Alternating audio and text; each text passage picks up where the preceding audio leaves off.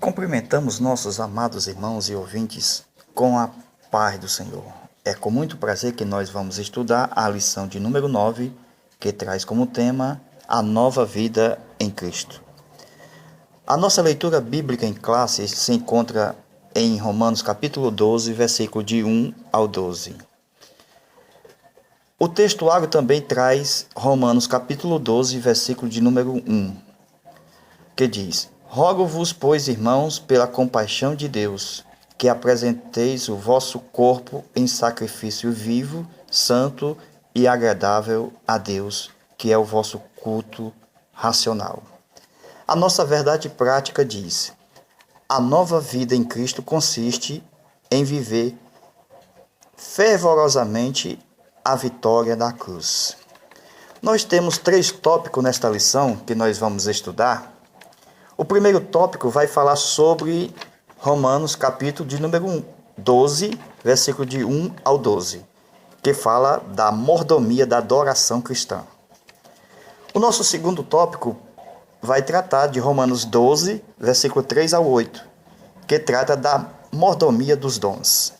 O terceiro tópico está em Romanos 12, versículo de 9 ao 21, que vai tratar sobre a prática das virtudes cristãs. Veja o nosso comentário. O tópico de número 1, que tem como base Romanos 12, capítulo 12, versículo 1 ao 2, como bem está apresentando aqui, vai falar sobre adoração.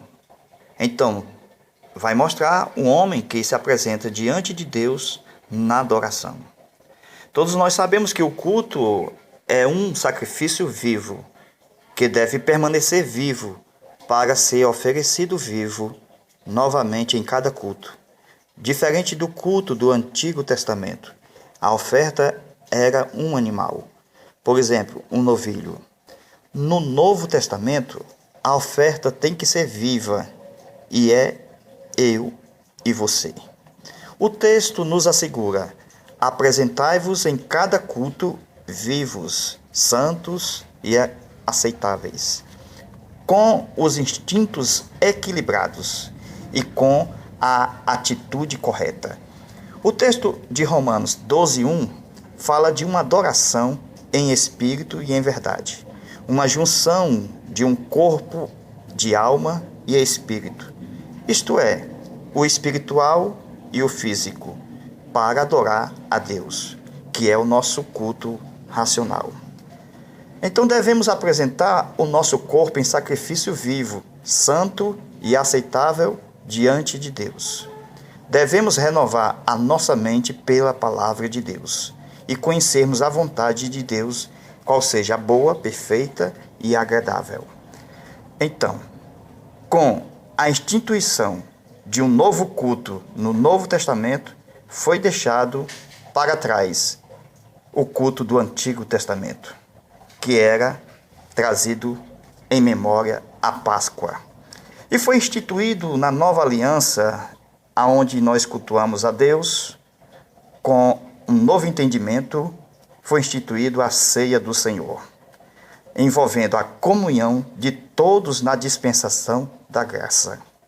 Então, quando é que nós conhecemos a vontade de Deus? Se é boa, agradável ou perfeita? Vejamos então um caso em que Davi foi pajem de armas de Saul. A vontade de Deus era boa, mas quando Davi voltou para ser pastor de poucas ovelhas, a vontade de Deus era agradável. Mas quando Davi decidiu enfrentar o gigante Golias, a vontade de Deus era perfeita. Dali em diante, ir ao trono era apenas um pulo, pois quando o azeite está sobre a cabeça, é bom, e quando desce a barba, é agradável, mas quando desce até a orla dos vestidos sacerdotais, é perfeita. Devemos esperar o azeite descer, pois levará um tempo. Salmo 133, versículo de 1 ao 2. Nós temos o livre-arbítrio e, portanto, devemos escolher entre servir a Deus com boa mente ou servir ao pecado. O pecado não é automático, é uma escolha. Você pode aborrecer o pecado ou não. Então, o novo homem, que é conhecido como homem interior, é a nova vida em Cristo. Portanto, é um viver segundo o Espírito. É totalmente oposto ao viver na carne, que conhecemos como um homem exterior. Então, este homem exterior, quem domina é a carne.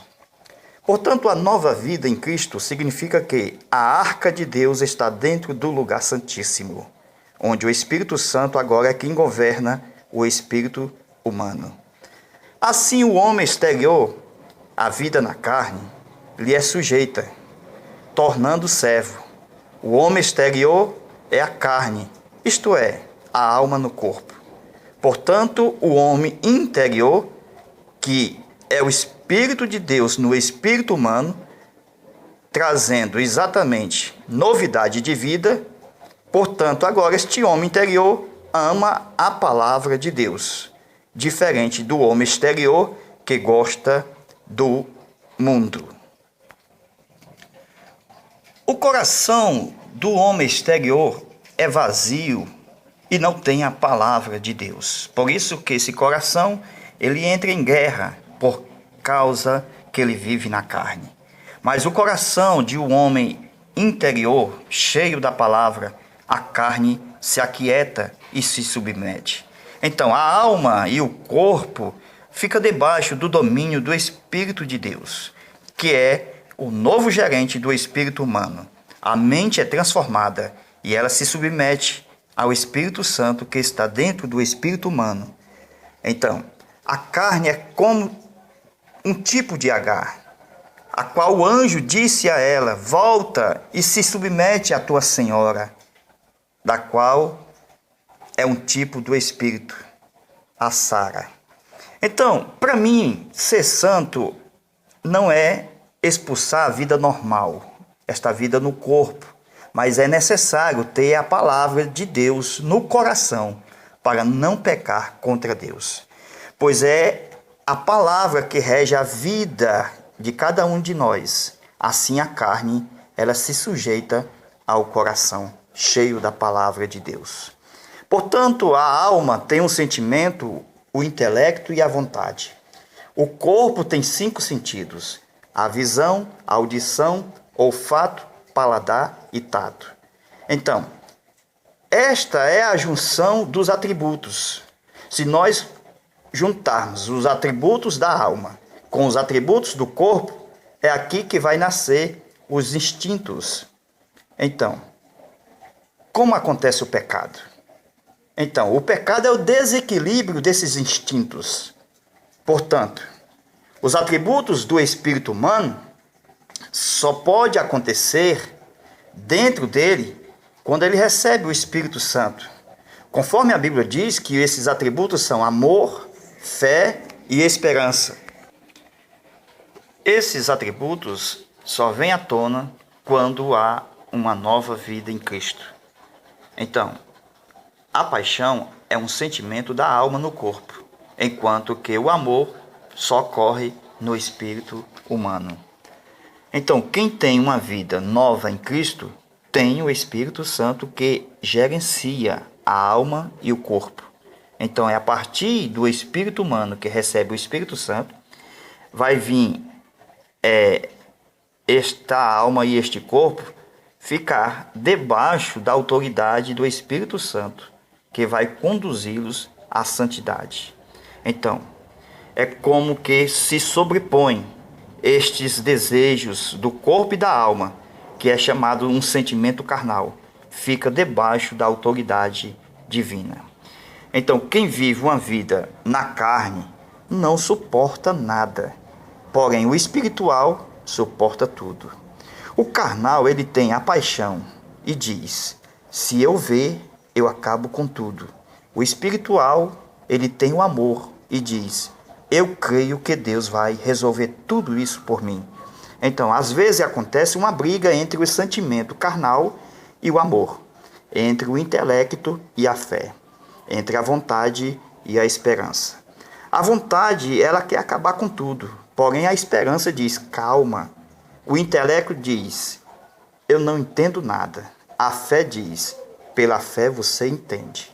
A paixão diz, não aguento isso. Vou acabar com tudo. Mas o amor diz, calma, suporta mais um pouco. A nossa lição também vai tratar sobre as virtudes. Então, escolhemos aqui, segundo a Epístola Universal de Pedro, no capítulo de número 1, no versículo de 5 ao 7. Por esta razão, pondo-se nisto toda diligência, associai a vossa fé virtude, à virtude acrescentai o conhecimento, e ao conhecimento domínio de si mesmo, e ao domínio de si mesmo paciência, e à paciência a piedade. A piedade, o afeto de irmãos, e o afeto de irmãos, o amor. Então, são virtudes importantíssimas que deve ter na natureza nova de uma nova vida em Cristo. Estas virtudes não devem andar sozinha, mas devem ser associadas, como disse Pedro. Então, devemos associar uma virtude à outra. Devemos fazer pares delas, juntar as virtudes. Nunca deixar que elas operem sozinha. A fé deve andar com o poder com a ciência, que é o conhecimento. A ciência deve andar com o domínio próprio. O domínio próprio com a paciência. A paciência com a piedade. A piedade deve também andar com o amor. E o amor com a caridade. A fé sozinha só sabe pregar, ensinar, fazer sermão. Mas se associarmos ao poder, a fé vai fazer milagres, prodígios e maravilhas. Portanto, o poder sozinho, ele causa escândalo. Se nós não associarmos com a ciência, então o poder sozinho, ele não obedece a ninguém. A ciência sozinha, ela se vangloria, pois ela precisa se associar com domínio próprio. Pois com domínio próprio, a ciência, mesmo estando com a razão, ela não discute com ninguém. O domínio próprio sozinho perde o controle. Precisa associar com a paciência. A paciência sozinha é lenta, fica parada, sem fazer nada. Deve ser sócio da piedade. E a piedade é um bom par para a paciência. A piedade sozinha é egoísta, faz acepção de pessoas. Ela precisa ser sócia do amor. Por assim, a piedade não vai ter pena só de um, nem de dois, nem de três. Então ela vai estar associada com amor, e assim a piedade vai amar a todos. O amor sozinho também vai amar a si mesmo. Precisamos colocar o amor junto com a caridade. Precisamos associar caridade com amor, porque a caridade vai levar o amor a amar a todos, não só a si mesmo. A caridade vai ensinar o novo mandamento, a qual Jesus ensinou: amai-vos uns aos outros, assim como eu vos amei. Que Deus abençoe a todos. Fique na paz do Senhor. Até a próxima lição. Amém.